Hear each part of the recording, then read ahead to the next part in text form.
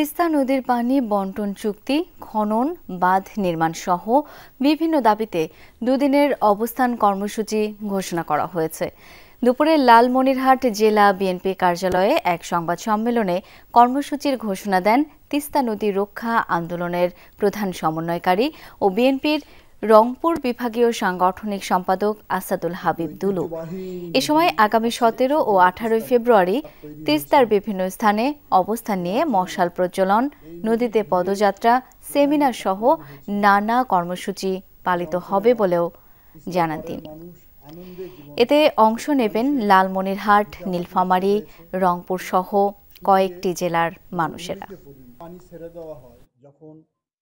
এই তিস্তা নদীর উজানে পার্শ্ববর্তী দেশ তিস্তা নদীকে শুকিয়ে ফেলেছে। এর ফলে